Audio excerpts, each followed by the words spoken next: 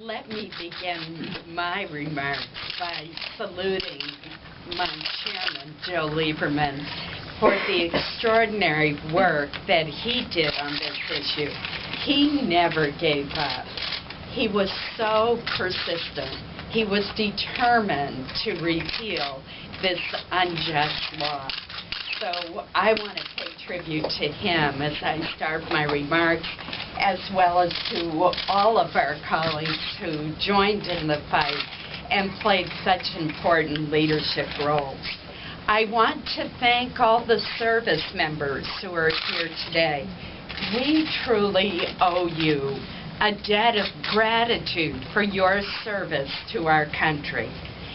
Today represents an historic change for our country and our military. Today, for the first time in our history, we will welcome the service of any qualified individual who's willing to put on the uniform of our country. This is a great day.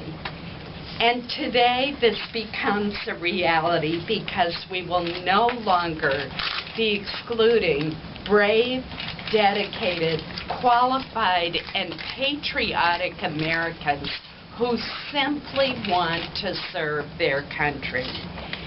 Since we successfully led the repeal of Don't Ask, Don't Tell, I have heard from so many service members, both former and present, around the country who have thanked us for our efforts. People stop me in airports all the time and tell me these heart-wrenching stories of either being forced to dismiss a member of their unit because it became known that he or she was gay or lesbian, or excluding people who wanted to serve and who would have served our country so well. But in July, I received a touching postcard from a deployed service member that truly brought tears to my eyes.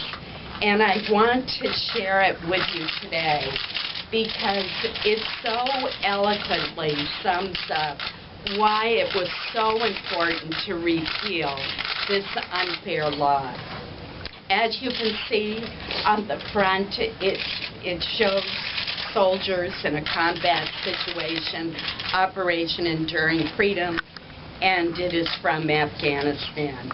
It reads as follows: Senator Collins, I will still be deployed in Afghanistan on 20 September when Don't Ask, Don't Tell is finally repealed.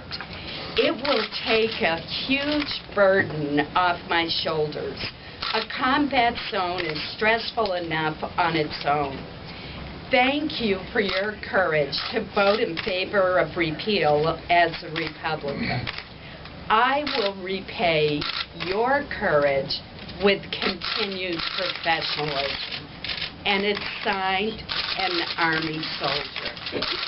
And this touches me so much for two reasons. One, that this Army soldier deployed in Afghanistan took the time to write to thank me for my leadership. But second, it is so poignant that he could not sign his name. He had to write an Army soldier. And today, he can sign his name. And that makes all the difference.